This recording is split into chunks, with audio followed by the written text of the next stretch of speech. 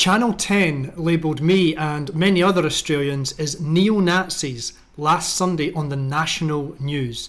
I mean, only a few weeks ago I had Greens voters calling me a Zionist, but now I'm apparently a Nazi. Is that even possible? Can you be a Zionist and a Nazi at the same time? Is there a conspiracy theory that I haven't heard of that links the two together? Nazi-Zionist. Shut it, Tom. Hold it right there. So it turns out there are some people who claim that Nazis and Zionists were best chums and are equally responsible for the Holocaust. Elon Musk himself was recently accused of being both a Zionist and a Nazi, so it looks like I'm in the same boat as him. Now, I wasn't aware that I was a Nazi, but hey, it must be true as they said it on the news. Police were also closely monitoring a pro-Australia Day rally which was held here just outside Melbourne Park, where a small group of neo-Nazis reportedly gathered. She, that reporter from Channel 10, wasn't even there at the time the so-called Nazi gathering took place. She didn't talk to anyone who was present, so how the fuck would she know if there was Nazis gathering or not? That's your typical professional journalist, just poisoning the minds of the average moron watching the telly. Note how she said a small group of neo-Nazis reportedly gathered. That's the magic word that lets her say whatever bullshit she chooses without any consequence. And it appears that it's no longer called an Australia Day celebration. It's been reframed to Pro-Australia Day Rally. That's because the default position of the average Melburnian has been set to being ashamed of being Australian. So the phrase Pro-Australia Day is used to trigger an emotional response in the viewer. What? Those are Pro-Australia Day protesters? That's disgusting. They must be awful people. So now the press gets to call anyone who takes a pro-Australia position a Nazi. But let's go back to the start of the day. I went along in the morning for a look at the anti-Australia Day protest at Parliament, or Invasion Day as some call it, which Channel 10 also reported on. I like to mingle at these things, take the piss a little bit, but also have a few chats, as there's usually something I can find common ground with these people on, and I certainly stand for their right to have their voice heard. For example, they had signs saying, "Watch out whites" and "Death to Australia," which the media conveniently left out of their reporting. And I also made note of how the police deemed these signs to be a legal form of free speech, and they placed no restrictions on where these signs could be displayed. I'll refer back to this later as it's very important. Now, it might surprise you, but I've got no real issue with these people throwing around those slogans and holding up their signs. My libertarian principles include free speech for all, and that could be followers of the Labour Party, the Greenies, Conservatives, Socialists, Marxists, Nazis. Even fucking Clementine Ford should have her right to talk shite. Although I'm sure if she was given any actual power that she'd censor everyone to the right of Julia Gillard at the first opportunity. She truly is repulsive. Absolutely minging. There were plenty of the usual socialists, Marxists and Antifa activists at that morning protest dishing out their literature. I'm certain that doesn't mean that everyone who attends is pro-Antifa or is a socialist. And rightly so, the media didn't tarnish the entire crowd with those labels. In fact, they gave a very supportive take on the anti-Australia Day protest. On the steps of Victoria's Parliament House, a powerful message. It's interesting how the media frame it with that sympathetic tone. Never any concern over the chants of "all cops are bastards" and the burning of Australian flags that I've seen in previous years at this protest. I mean, for fuck's sake, a few years ago Lydia Thorpe even declared war. This is a war! It's a day of mourning. It's sad that people celebrate murder of my great-great-great-grandparents and all that. It's sad that people are celebrating the murder of my great-great-great-grandparents and all that. No one is celebrating that. Who has been saying this lie to that kid his entire life? You know that for hundreds of years, Vikings used to raid Scotland in the summer, almost as a sport, and they would murder and they would our people, you know that word I can't say on YouTube that rhymes with grape. In some Scandinavian countries, there are still celebrations to mark these raids, but they aren't actually celebrating the murder of my ancestors. The entire celebration has taken on another meaning. It's become more of a community festival. This Norwegian website explains. The theme of victory is still apparent in modern practice too, though less literally attributed to raiding.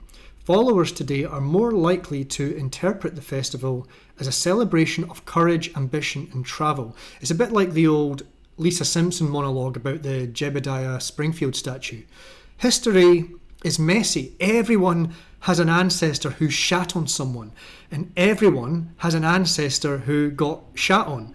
And the Australian Aboriginals are no different. No one is celebrating the death of your ancestors, and whoever rammed that idea into your head does not have your best interests at heart. The media make no attempt to correct this kid's understanding. They just keep pushing these twisted narratives and feeding into grievances and ultimately keeping the majority of the next generation of Aboriginal kids as victims who, instead of being master of their fate, the captain of their soul, will bitch and moan and blame the white man for anything that doesn't go their way. And the whole time, a tiny amount of the Aboriginal elite will be laughing all the way to the bank. So for them, the Aboriginal elite, they need perpetual grievance. It's profitable. I mean, someone has to pay for the designer handbags. I want him, this kid, to be the master of his fate, the captain of his soul.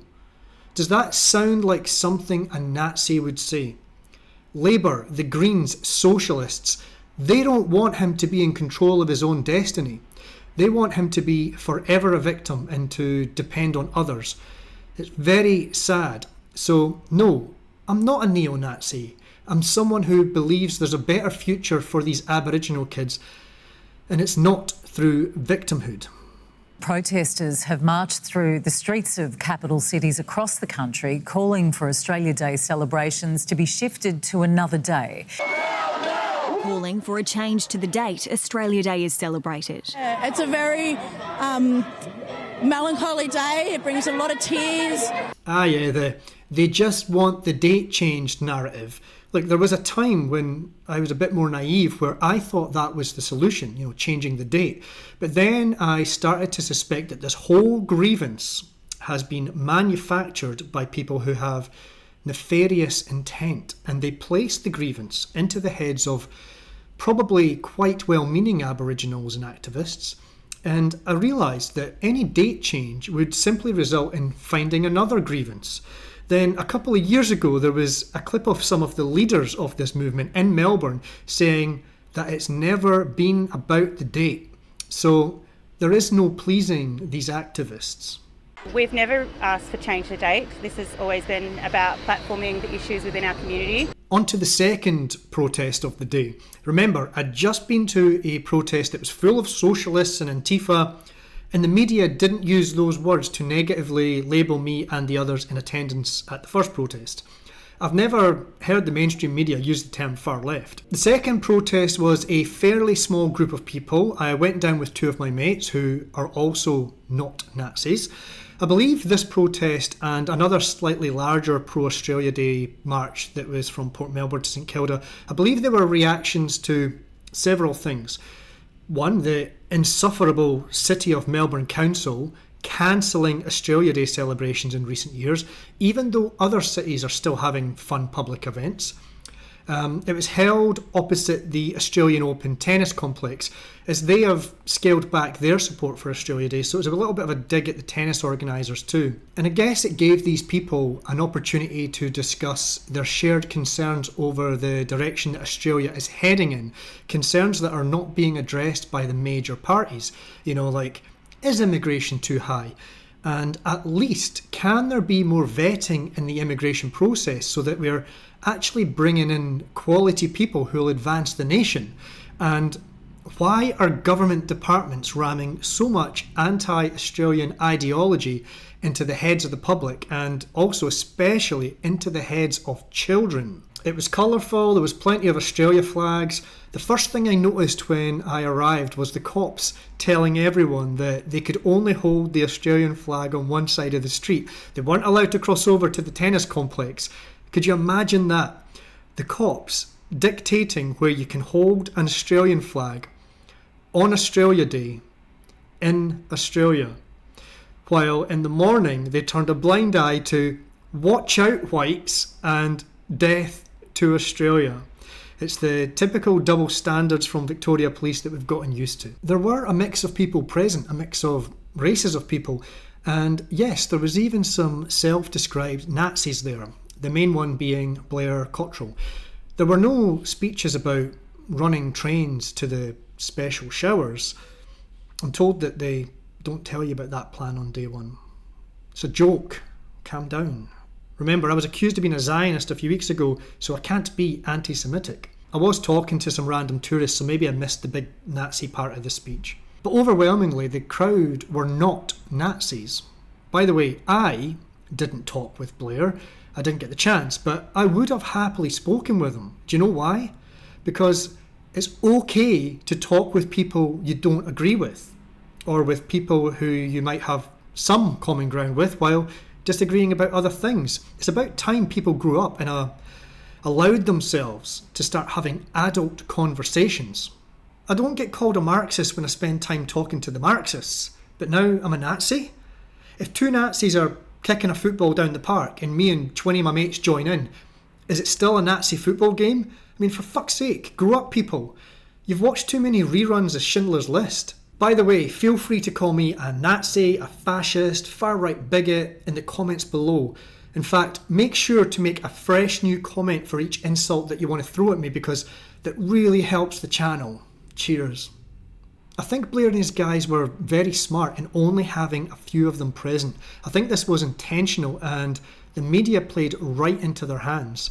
They likely knew that most of the crowd wouldn't be the far right that we keep hearing about, just Aussies who are sick of being made to feel guilty for being Australian. They knew that the media would scaremonger and call the whole group Nazis, and they probably knew that that would piss off the attendees, and that might just be enough to sway some of them into looking a little bit more into joining Blair's movement. Some of Blair's mates, other self-described Nazis, were in Adelaide that day, and loads of them got arrested. What for? For singing Waltzing Matilda and marching through the streets. And I think Joel Davis was arrested for waiting for them outside the courthouse. This is an utter joke. If I saw a bunch of Antifa kids being arrested for simply walking through the streets and chanting left-wing slogans, then I'd be criticising the cops. And I know other libertarians would too. So why is there this sudden fear to speak up when the Nazis get arrested unfairly? Because they're Nazis, Tom. Nazis. I mean, you might not like Blair and Joel, but find the balls to criticise the police in situations like this. I mean, it's funny how many people, both on the left and the right, repeat that old saying that's always getting attributed to Voltaire. I may not agree with what you have to say, but I will defend to the death your right to say it. Yeah, but not the Nazis, Tom. Not the Nazis. Anyway, that's a pointless thought exercise, as we know Victoria Police are soft on Antifa. Antifa can assault people in full view of the police, who will do nothing, and then with all their modern technology and their $4 billion a year of funding, and after videoing the Antifa all day long, can't figure out who the attackers are, but post about protesting against the Victorian government and they'll hunt you down, smash in your door and arrest you in your PJs. And people say there's no two-tiered policing. If the cops are going to arrest those guys in Adelaide for waving a flag and shouting, and then they don't arrest others for the watch out whitey and the death to Australia signs, then I call that hypocritical. People are noticing this hypocrisy, and it's only going to drive people to increase their support for actual far-right groups. You want to reduce their support? Stop having a double standard. So don't fucking complain to me when in a year's time support for white supremacist groups has increased again. Because I'm telling you what's happening and why, and you just want to call me a Nazi.